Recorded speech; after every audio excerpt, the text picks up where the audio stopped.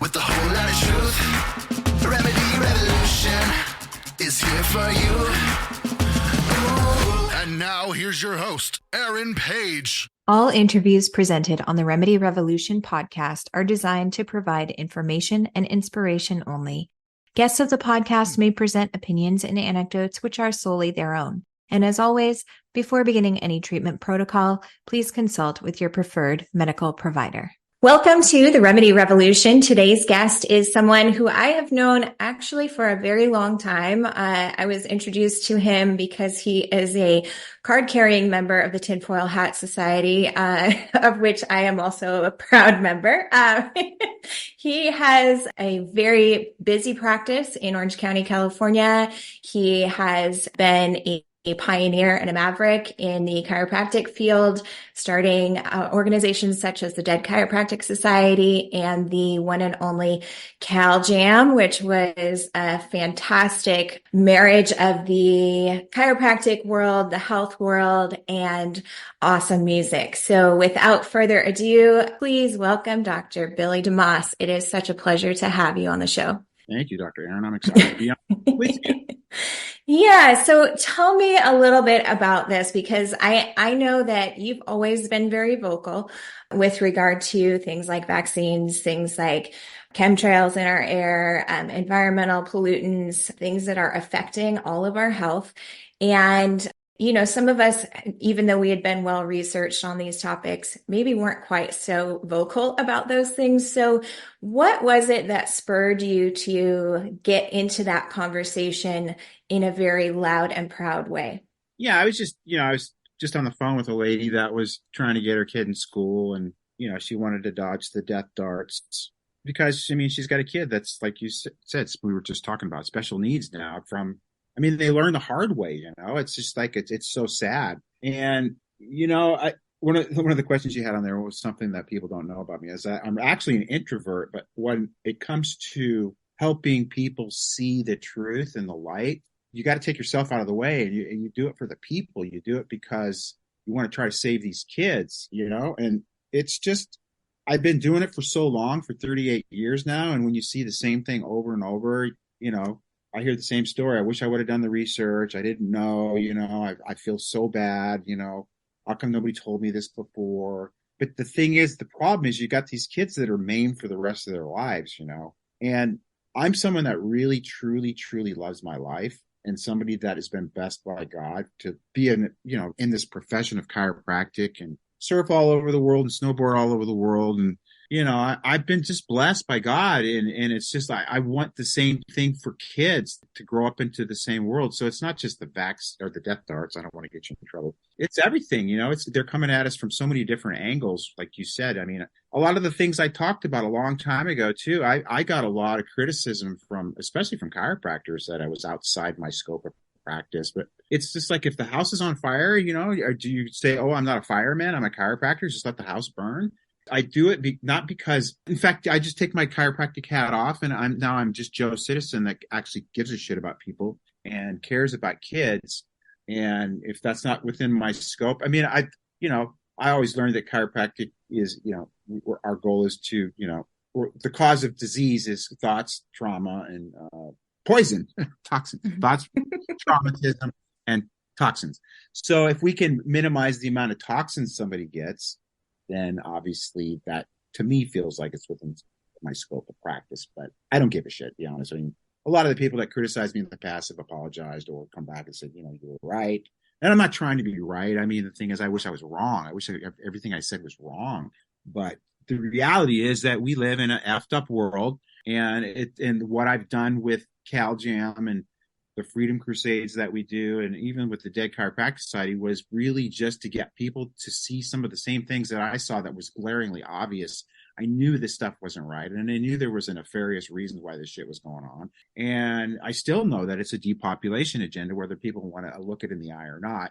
So, that's what's driven me, It's just like, I get pissed, I get pissed when I go to the beach and I'm breathing shit. Like the other day I was surfing in Newport here, and by the time I was done surfing, I could feel it in my lungs and I could feel it in my eyes because they just sprayed the shit out of us. And it's just like, People want to deny that stuff, but I mean, when the government admits that they're doing it, I don't know what there is to deny. And you can see it going on. Like today, I look outside and it's perfectly clear. Why is that any different than it was yesterday when we were just in the morning, just hazed to death? So again, when you know something and upsets you yeah, I mean, it's just, you want to tell other people, you want other people to wake up, and then you want those people to be on fire to teach, and a lot of people said that to me, that you've motivated me to be a little bit more vocal. And, it's not probably what I would say is sometimes the biggest practice building tool, because you're going to alienate. I mean, I alienate people that feel like vaccines are the greatest thing to sliced bread, but I'm not going to sell out to accommodate somebody into my practice just for the mere, and again, I'm not in the face about it, but obviously if you go to my workshops, and like I'm doing a vaccine workshop coming up in January with Dr. Barkey, who's an MD in the area. So yeah, we've had Dr. Barkey on the show, so awesome. Yeah, I think that's so true. There are those of us that are of the makeup that if we see something that is an atrocity, we can't stay quiet. And I think, there are more and more people who are finally taking a stand and being more vocal. And, I think it is, in part because of all the mavericks who have come before them and the people who have not been afraid to say the truth. And so I commend you for that. And I will say that you were probably one of my early influences. I think I heard about you the first time I was probably in my late 20s or something like that. But so, and had researched all of the vaccines when I had my son 16 years ago, and ultimately was really inspired by other people who had the courage to be vocal in a space where I was not quite ready to be as vocal. So, all right. So tell me a little bit about, you live this, you mentioned it a little bit, but you live this lifestyle of surfing and, hanging out at the beach, and also running a busy practice, and also putting on a fantastic events, and also doing music and all of these things. So in a world that is a little bit crazy, a little bit hectic, where do you find the peace to be able to put that aside for a moment and understand that, there are certain things that are going on around us that are pretty frightening, but at the same time, I feel in you a sense of optimism as well. So where do you find that? find exactly what do you say? Where do you find that sense of optimism? How do you continue to be optimistic in a world that is really rapidly evolving and not necessarily for the better? Right. Well, we have to be optimistic or you'll mean shit. You kind of lose your mind, I think. So, I mean, yeah, my optimism sometimes wanes, it's just like I get frustrated, I get frustrated with chiropractors, especially because I don't think they're really, I mean, it's you've got to be that kind of person to do it, but I think I don't think, I know chiropractors are leaders within healthcare, in my opinion, because we really understand the true concepts of health. Medicine's great for disease and crisis emergency. I'm going to give them credit for that. They're great. Chiropractors have always thought about, or always said, health is an inside job. We don't need death darts. We don't need to take drugs. And drugs work in certain crises. So I get that. Somebody's got some type of emotional situation that's out of control, or they've got, like, I had massive pain once when I broke some ribs. I mean, I took some friggin' hillbilly heroin for that, But the thing is, I think chiropractors, and I don't know if it's because they don't want to rock the boat too much, but what I say, I'll give you a perfect example. There's a chiropractor I know who's a big pediatric chiropractor, and that's exactly what he said. He said he didn't want to be too vocal because he didn't want to affect his bottom line. But then what happens is the thing is, it's not going away unless we do something. And the thing is, it's going to get worse and worse and worse and worse. And the longer we wait, then you're going to come to the realization that you should have done what you knew you should have done at that time. And as a chiropractor, you have huge influences. You don't have to slam them in the face so much like I do, but you could get them to see the other side of the coin. That's what I'm going to do when I do my vaccine workshop. I'm going to show them how evil things, like how Plotkin was just this evil satanic dude that started all the whole vaccine movement, and show them just and then I'm going to let them make their own decisions. It's not like I'm going to beat them up. And, it's just, to me, it's common sense. I mean, and if if you have faith in God, which I do, then, God created us in his likeness and image. It's not like he left out the immune system or he effed this up. It's basically, we've been brainwashed to believe what we believe. And I'm big on teaching my patients in my practice. I mean, I do an orientation every other week, and then every other week between those, I do different workshops, whether it's I'm doing carnivore beginning of the year, then I'm doing a vaccine workshop, and, I'm about doctor means teacher. You got to teach your people to think. You got to get them to see how the system is rigged. You got them to see that the pharmaceutical company doesn't give a shit about you or your kids. They make money when you're sick. So why would you trust them with your health? And the thing that's amazing is we're seeing across the board, more and more people are losing faith in medicine. And I think a lot of it has to, and this has been going on incrementally over time, which I've noticed, which is great. That's why chiropractors should step out and take that leadership role, because they're looking for somebody to lead them. And what I try to teach my people is, I don't want to be your doctor. I want you to be your own doctor. I want you to take care of your own flock, your own kids. I want to teach you how to think. I want you to teach you how to read. I want to teach you how to see the truth, because it ain't that hard. You know what I mean? It's really quite simple to be healthy. It's just people have to be literally brainwashed and to do all the crazy things that they do in the name of health that, it's just mind-boggling to me what people will do to their kids. Like, people call me a radical. I'm going, I'm freaking conservative, bro. I mean, you know what I'm saying? I mean, yeah. To me, sticking a needle in a kid on day one of life, that's a pretty radical friggin' intervention, in my opinion, knowing what's in that friggin' death dart. And then you're doing 72 more or taking all kinds of prescription meds, or it's just leading a lifestyle of where you're not taking care of the vehicle, which is your body. I'm really adamant about, if I'm going to go work out after this, I work out literally almost every day. Surfing is a great workout, thank God. And I eat impeccably. Sleep's my big nemesis because of the fact that I've got all these friggin' zoo in my head, knowing all the things that I know that's going on in the world, and seeing that people, I mean, I said it yesterday. To me, I look outside and I go, how many people notice what's going on outside on a daily basis? To me, it's just blatant in your face. And, I'll even ask patients, did you notice the sky today? And like, what are we talking about? It's like, I don't know how you drive your car around and not notice the fact that you're getting literally sprayed to death. But again, yeah, I've been crazy from the very beginning, and I'm still crazy. And I mean, the thing is, I said that to somebody else. I go, but a lot of things I talk about most of the stuff's pretty much right on. It's true. It's all about truth. Right. But you're still, well, I know I'm crazy. So it's like, if anybody knows I'm crazy.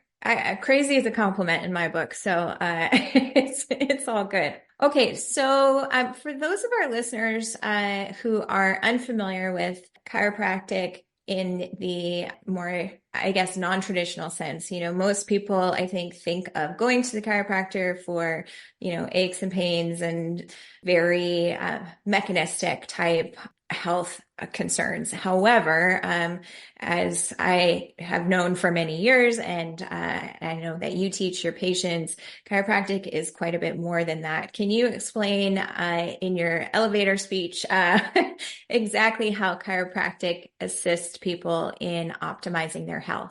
I assume elevator speech is concise. Relatively, I guess. Yeah. Okay, so funny thing is, you asked that. I've been writing articles for Truth About Cancer for the Bollingers recently, and that's what it's all been about. It's not like everybody thinks chiropractic is about pain. I mean, it's like you don't start eating healthy when you're like sick, and then as soon as you get feeling good again, start eating crap again. I mean, chiropractic is something like I get adjusted 2 and 3 times a week, and I haven't been sick in 38. I've never missed a day of work ever from being sick because I don't get sick. And to me, it's a little bit of, it doesn't take me a long time to get adjusted. But so chiropractic removes interference to the nervous system, which upregulates your overall function in life. Also, when you're subluxated and you have nerve interference, I know it pushes you more into a sympathetic dominant state, whereas you're not thinking as clearly, et cetera, et cetera. So when we adjust you and we move you from sympathetic into parasympathetic, things happen like you're sleeping better. If you're sleeping better, you've got more energy. If you've got more energy, your immune system is up. You've got better cognitive function, better digestion, better fertility. All these things happen in a parasympathetic state.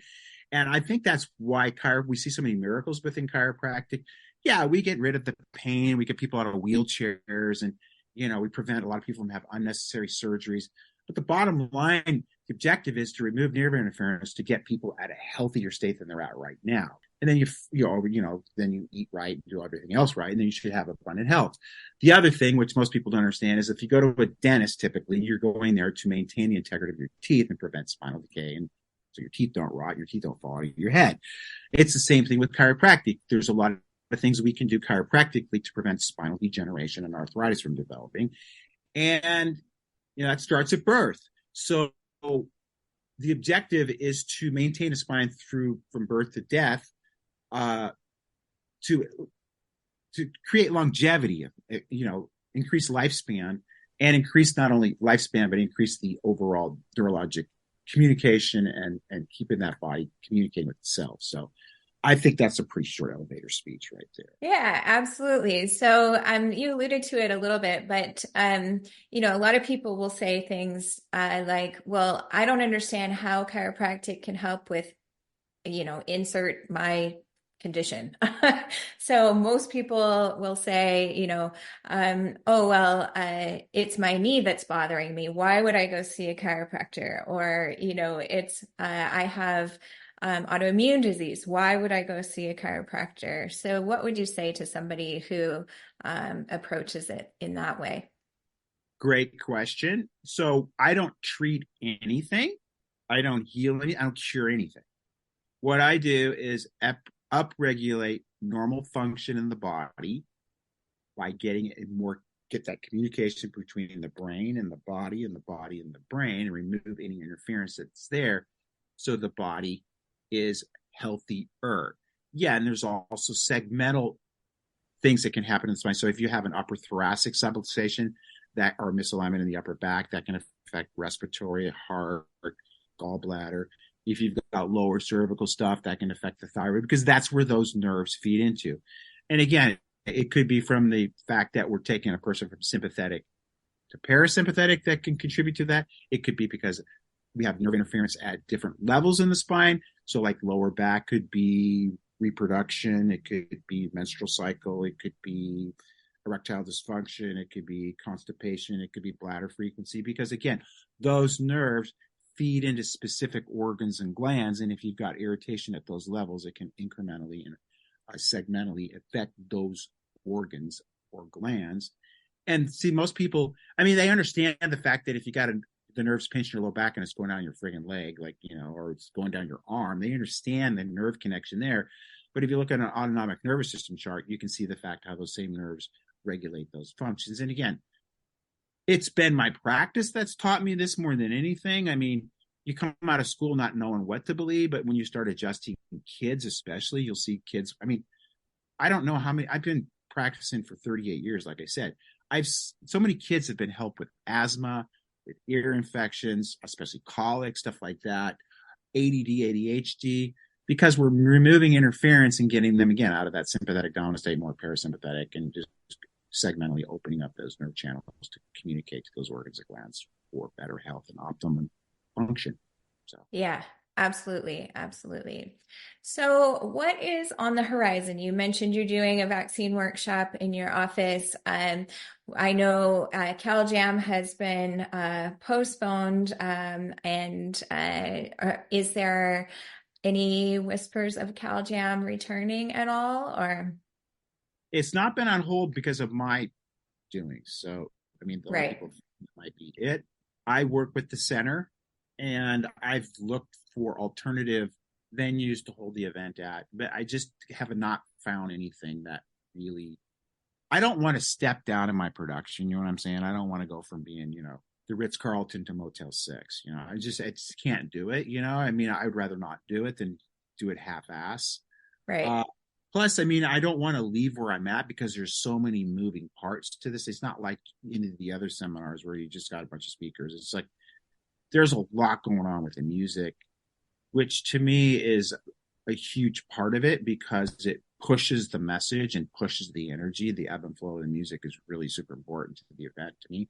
And I remember in the beginning, people thought it was nuts bringing music. Why are you having music at a seminar? I go, well, they have it at church. I mean, why not have it at freaking I look at chiropractic as one of my churches. So I had a prospective date in July, but then they were giving me some issues with vendors and booth space, which I can't do it without money. I mean, it's again, the production costs me a lot of money, up to like $400,000 to $500,000 to put the show on.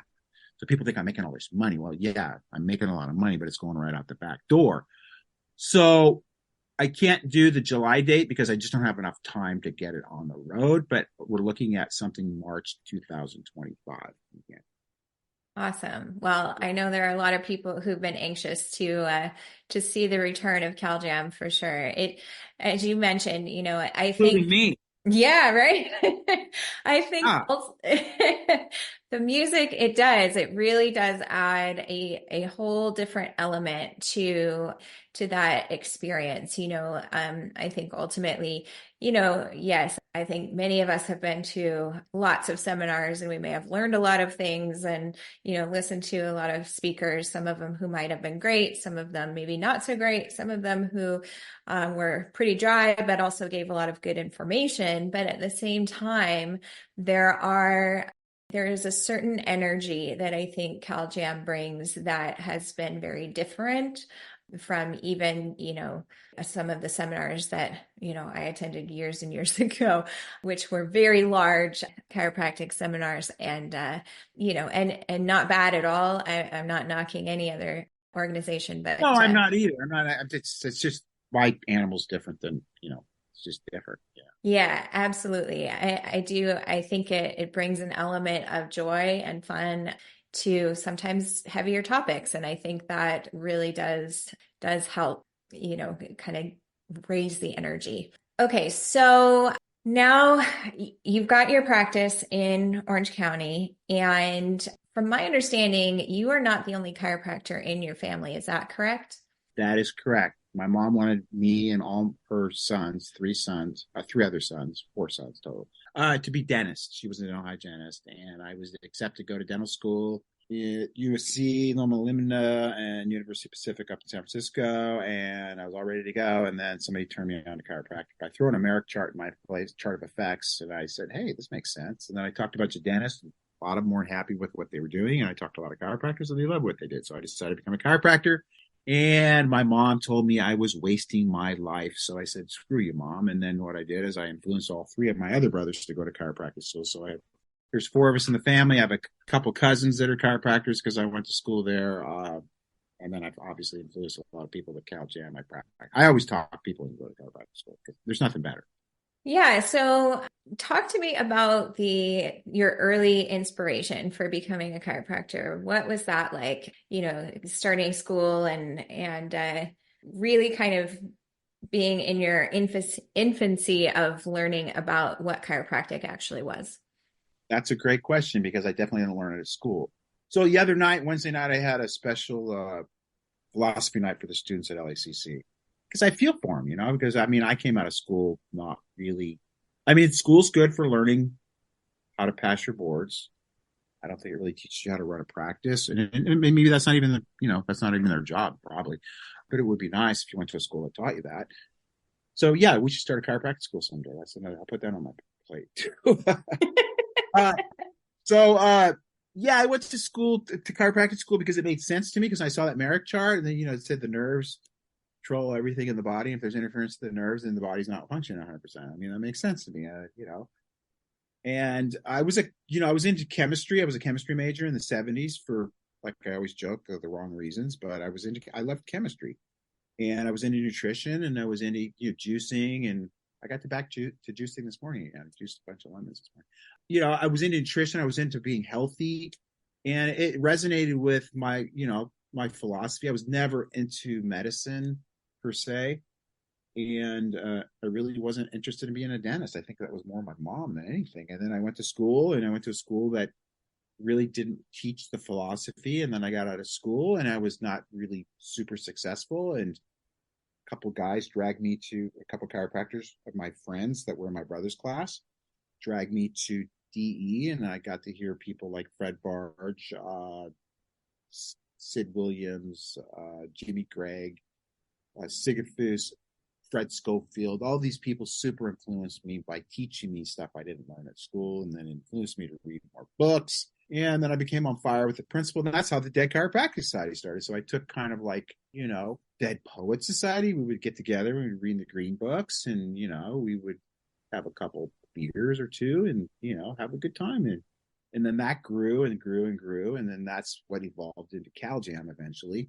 And then I've been doing these Freedom Crusades with, it's not like I've been sitting on my ass out here. I've been doing these Freedom Crusades during the whole COVID scam. We were, we'd have 800 people show up to an event. There were like little mini CalJams, and the band would play at that. And it was the same thing, kind of keeping me in the trench with the whole music, pushing we had everybody from Del Big Tree to Bobby Kennedy, Judy Mikovits, to on and on. And Bergman and I did the first one. We had 350 people show up. So again, it's always been about the message with a little music never hurts. A little rock and roll, a little AC/DC to get the energy out.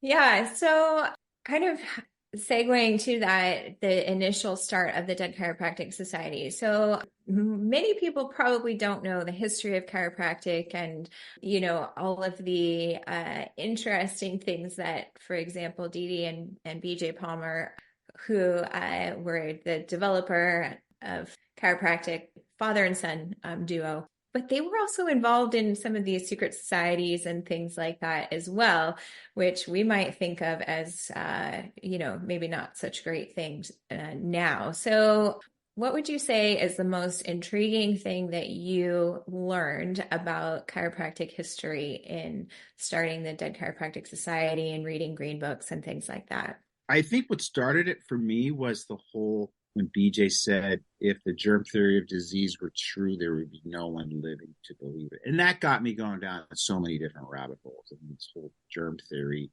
terrain theory came into the reality for me. And that's when I started to question everything. Because it seems like we're running around afraid of germs all the time, when in reality, all we need to do is bump up the terrain, and we don't have to worry about the germs. And then what we've done is we've done more outside in stuff, i.e. vaccines, antibiotics, et cetera. Drugs, antipyretics, which lower fever, or things that decrease inflammation, when in reality, we should let the body take its course and heal itself.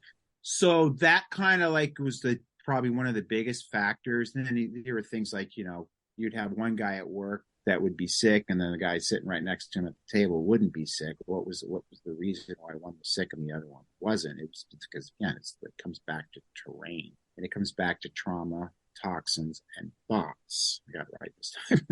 The 3 T's. So, you got to check out, because you see people that are consistently sick all the time. I'm not going to say any names. I'm not going to say anything. But and you look at their lifestyle is not really what I would live, because I know if I lived that lifestyle, I'd be sick too. So again, and part of my lifestyle incorporates chiropractic, because we live in a very subluxated world. I mean, it just blows my mind. I just recently got a cell phone, probably about, I would say, 6 months ago. And I've actually looked at it now, and I understand why sometimes people can't sleep at night. But it's just looking down at that thing is just so traumatic. It's this repetitive trauma to your neck. So we live in a world where people sit at desks. We sit too much. Sitting's the new smoking. So it's just, there's so many things that we do that contribute to a lower vibration and making us more. So yeah, the germ theory is what got me going. See, on tangents again. So. Yeah, absolutely. I know I did a series where I taught germ versus terrain theory, and Béchamp, who was the pioneer of terrain theory, which I also thoroughly subscribe to, especially being a homeopath. Because, yeah. So I've talked a little bit about it, but your lifestyle is quite unique. I know you travel a lot. I know you spend a lot of time surfing, which you're very passionate about.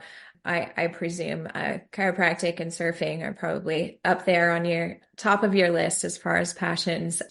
So this is just kind of a fun question, but when you do you have a specific spot that you consider kind of your nirvana, if you will, a place where you can go surf and be at peace? Yeah, of course. I mean, and it's changed as I've gotten older because I can't take the. I mean, I used to go to Puerto Escondido in Mexico. If I went there now, I probably wouldn't walk for like you just like your body can't sustain the impact of wipeouts when you get older. I'm 65 now, going on 66. I've just recently been surfing a lot in Costa Rica, and I used to surf Newport Beach here, which is it's a heavy beach break. It can pound the shit out of you too. And I've been beat up many times, even when I was younger, and I just don't want to sustain those kind of impacts anymore. I won't say the P word. I'm a wimp now.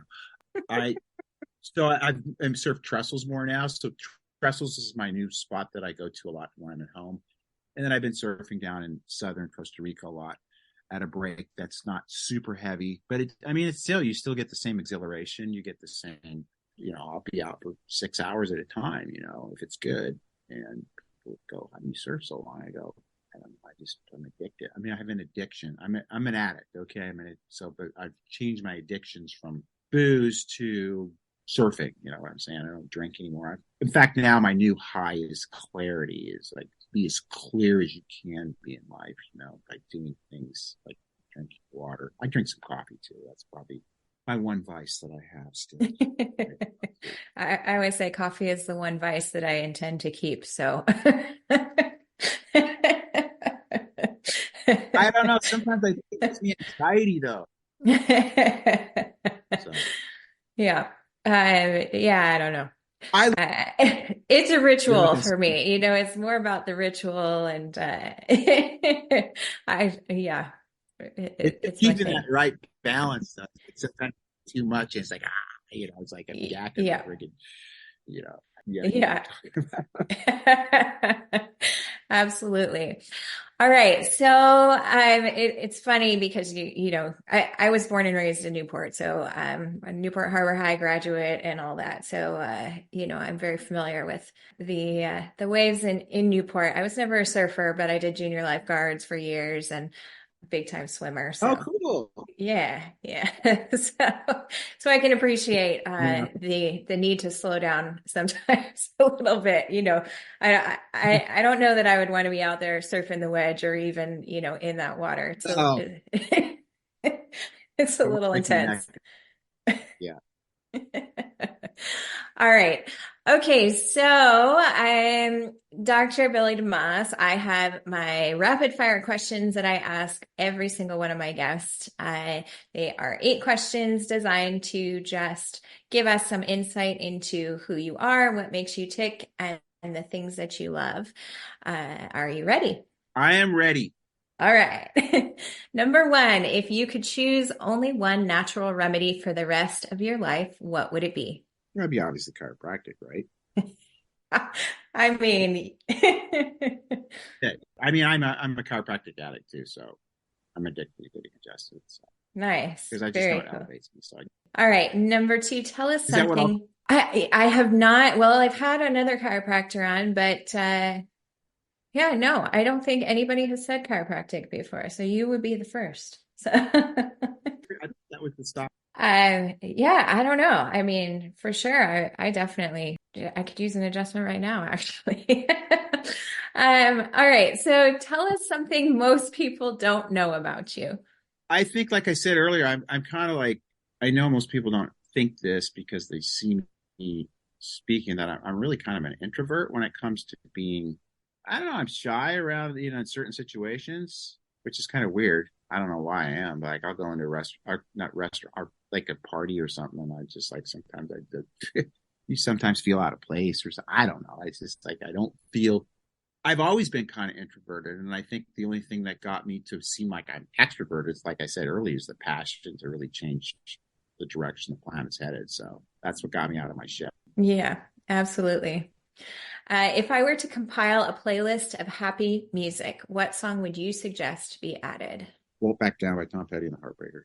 Ah, I love that. Yeah, great song. I actually saw Tom Petty in concert 2 days before he passed. So that Oh was, man, yeah, yeah. I probably saw Tom Petty 100 times. He was like I was like a Grateful Dead head to Tom Petty 100 times at least. So Awesome. Yeah, that was the first time I'd ever seen that's him. my And feeling.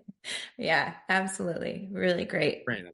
Yeah, I was so glad I I made it before that unfortunately happened. So What was that at? Was that at the Hollywood Bowl or? in San Diego at Kaboo, he played that big festival that they had. I can't remember who sponsored it, but yeah, they had a festival in San Diego. It only lasted like 3 years, but yeah.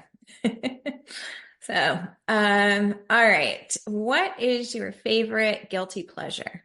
Cigars Nice. Yeah, you're not the and first coffee. one. You're not the first one who mentioned smoking. So, yeah, so that was How everybody else drinks. I just would rather just sit back and take a couple of rips off a good cigar. So very cool. What is the most influential book you've ever read? that would be chiropractic philosophy. I would probably pick either Life Without Fear or One Cause, One Cure, both by Fred Barge. Nice. No question. In fact, I just wrote an article for Truth About Cancer, and the title was One Cause, One Cure. Awesome. What does the word revolution mean to you? A movement for change. And the thing that's interesting in the word revolution is the word love. So you do revolution with change for love, basically, to create love. Yeah. And what does the word remedy mean to you? It would be something you do to change the course of the way things are going if you're not interested in the way those things are going. So an intervention of some sort. Yeah, absolutely. And last question, if you could impart one piece of wisdom onto our listeners, what would that be? Same thing I always say everywhere I go. Take a break, bro, sister. Go see the planet. Go out and do the things that you want to do. Don't wait till your golden years to do everything, because your golden years, you're not going to be able to do a lot of shit that you want to do. And that's what I've done. That's why, I'm still in practice and I still love what I do. Is just got back from Costa Rica about a week ago. I mean, I've really literally traveled. I haven't been to Africa yet, but I've traveled the entire planet, surfing and snowboarding and speaking and seeing people and meeting cultures. And it's just been an amazing ride. It just helps you just unplug and go do shit. Come back and get back in the trench and do it. Okay, so plan your vacations before you do anything at the beginning of the year. And Yeah, go. awesome. Absolutely. Do you have, I just totally random question, but besides your surfing spots, do you have a favorite location that you've been? I would say Mammoth. I love Mammoth Lakes for snowboarding. Yeah. So Very cool. I Very cool. got 24 days in last year, which I'm proud of. That's a lot for somebody that works a lot. So Yeah, absolutely. I So love the drive. Everybody goes, "Oh, the drive." I go, "The drive is to you a chance for you just to play some music or hang out with somebody and talk." And I love the whole experience. And the place is, one of those, vortexes on the planet for me. Like Sedona's a vortex, Mammoth's a vortex, Fiji's a vortex. All those places where you go to just recharge the batteries. Costa Rica's a vortex. yeah, absolutely. So, Dr. DeMoss, where can people find you if they're looking to connect? Thank you for asking me that, because I'm so bad with this stuff. They can go to drbillydemoss.com for what I call my uncensored kind of spicy stuff. They can go to DeMossChiropractic.com. I'm in Newport Beach, a chiropractor in the Southern California area. We have a website, CaliforniaJam.com, that's not up right now because we don't really have anything to promote, so we didn't want to promote stuff. What else do we have? I sell water systems. I'm really passionate about clean water, which is what this is right here. So they can go to Innate Water, INNATE water.com. I sell everything from drinking water systems to whole house filtration and shower heads. Great Christmas gifts, by the way. Probably this one before Christmas. And then I also have a line of CBD products called Innate Hemp. It's the letter N, the number 8, hemp, HEMP.com for all. And we have a trimmed down lineup because it was so confusing before. I just basically just have a few products there, from salves to tinctures, to full hardcore, really strong oils that they can use to promote healing in the body. So there we go. That's pretty much everything. Awesome. Well, thank you so much for joining me here on the Remedy Revolution. Everybody, please go and find Dr. Billy DeMoss on any one of his number of websites and endeavors. Wishing you the best in the future and hoping that we can see each other again at another Cal Jam. Thanks, everybody, for tuning in. Take care.